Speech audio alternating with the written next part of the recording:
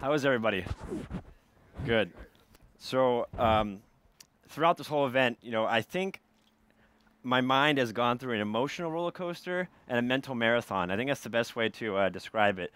But not only the speakers that are up here that are, telling you about all the research and all the things they've gone through and the things they've overcome, what they've discovered, and they're sharing their knowledge. But I think the importance of TED is discussing afterwards with everybody in the audience and sharing your thoughts and your dreams and how we can connect, how we can help each other, because that's what's really going to take today and explode it to see how we can change lives beyond just a single event.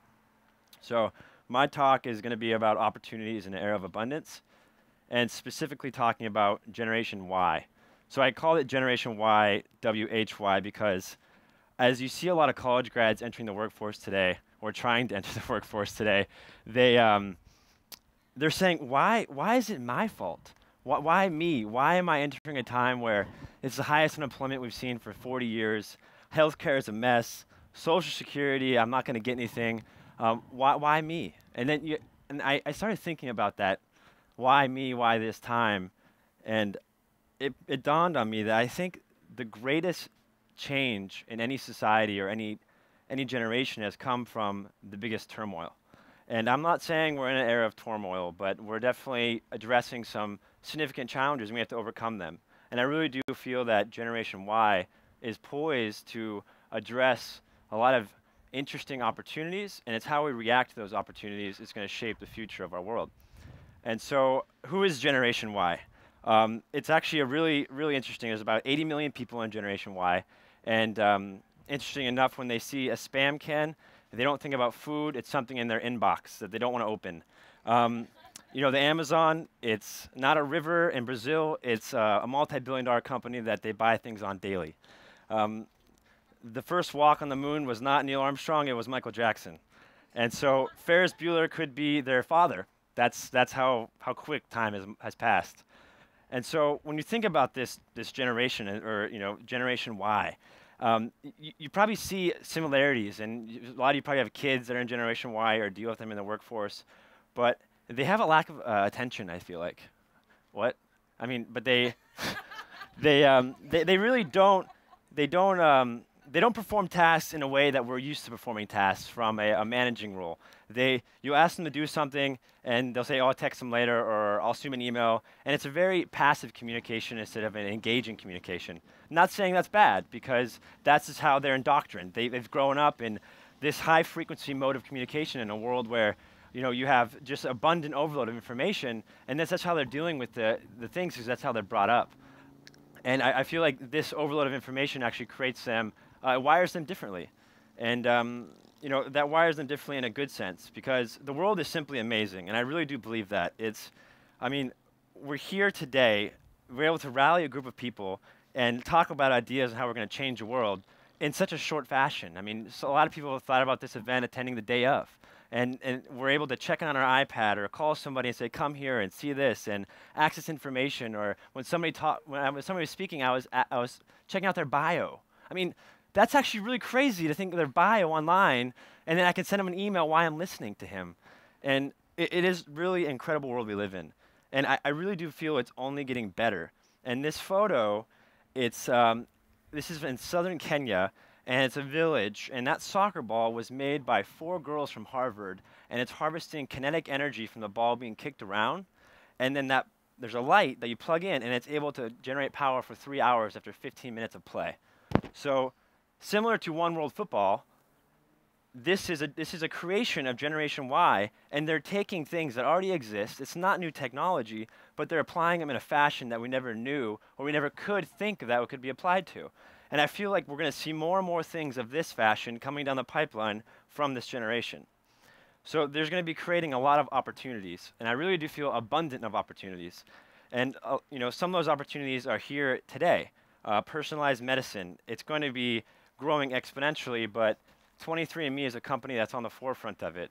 In 2005, it cost around $10 million to map the human genome, or sequence the human genome. Today, it cost me $300. I just mapped my genetic code 2 weeks ago.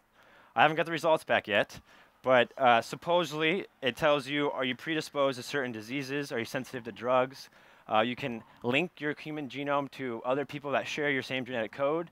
And so this creates a very interesting paradigm of a world we live in today, but the world we're going to possibly live in, where I can share my code with everybody here, and possibly I'm linked to certain proteins that we share, and we might be interested in baseball because we share those proteins. So who knows the paradigm it's going to create, but it's going to be an interesting challenge we're going to have to overcome, because it's going to blend the moral and ethical boundaries of what we see. So this is a very common graph. It's Moore's Law. So Moore's Law is technology doubling, the power of a transistor doubling every year, and the cost of it reducing by half. Today, we are about at the computational power of a rat. But by 2020, if we follow the curve, which has held true for the last 40 years, we will be at the computational power of a human. And by 2050, one transistor, supposedly, will be able to be equivalent of all human brains combined. So what does that really mean? Yeah, I have to think about that more, but all human brains combined, and I think that this really means that's a lot of power. And what do we do with that power is what's going to shape Generation Y and generations to come, the world we live in. So one thing that's really interesting about all that power is able to connect us to multiple groups and multiple organizations. And I call it digital behavioral development. But one thing that our generation, I call it the Y generation, they have is this ability to silo themselves out from the real world.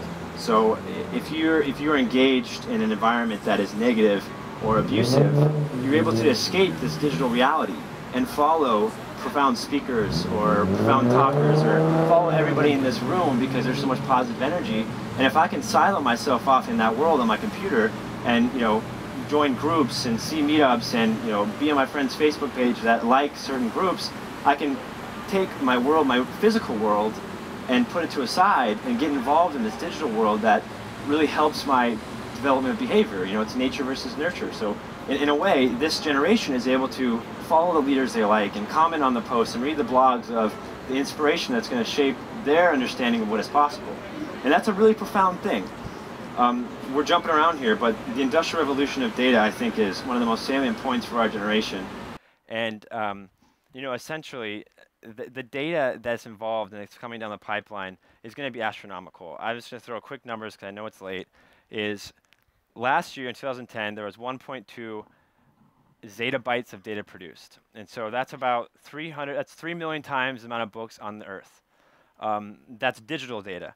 And next year, this machine, which is the CERN Hadron Collider, which is supposedly has the ability to predict the Big Bang or what life is, but essentially that's going to produce 300 exactobytes of data. So that's 25% of last year's data is going to be produced by one machine.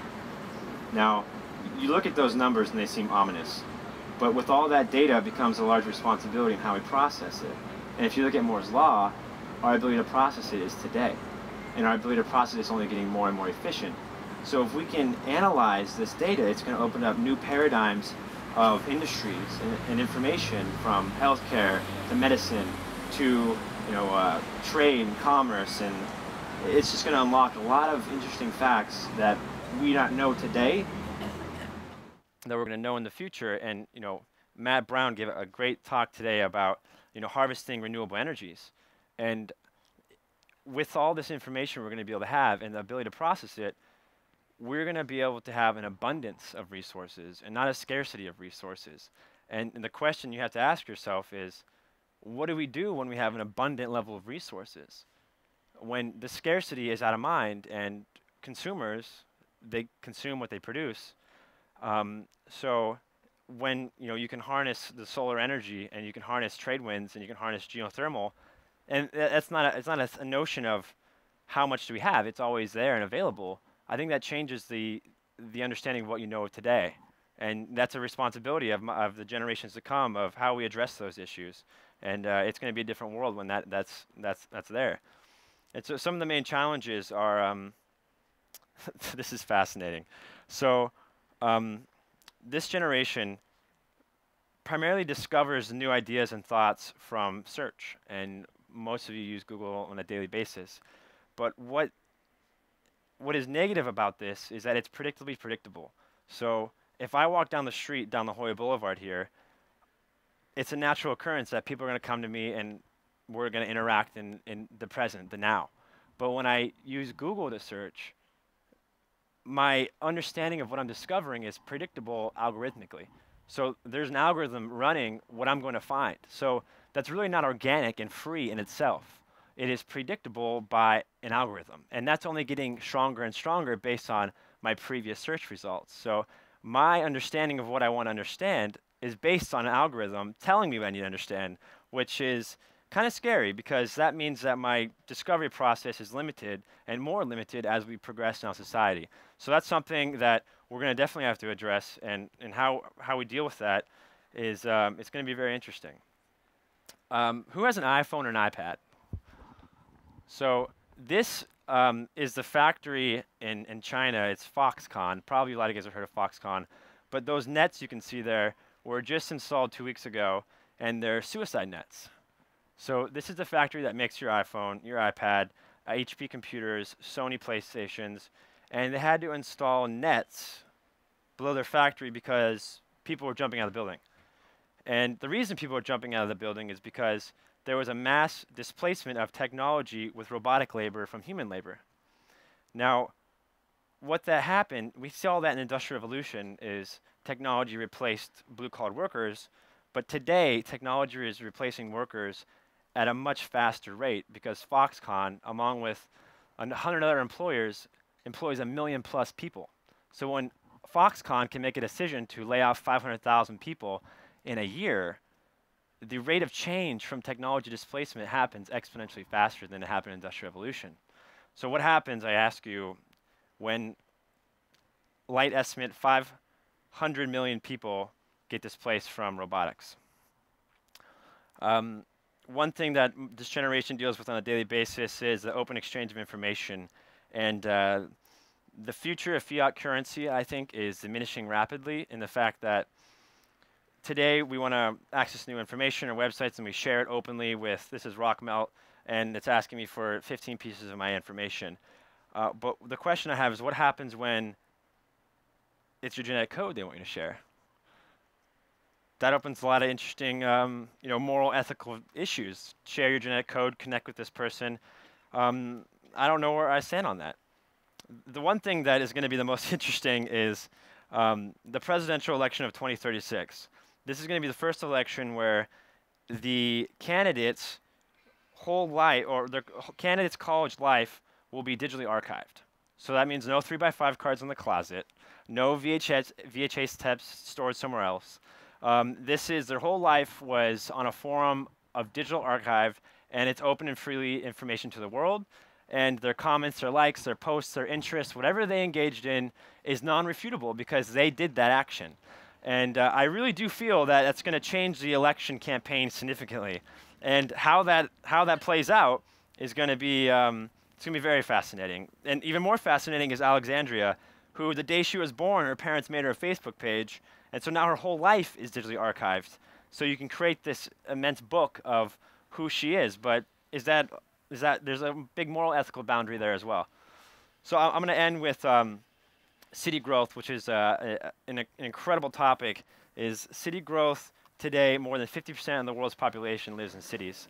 And by 2050, that's going to be around 75%.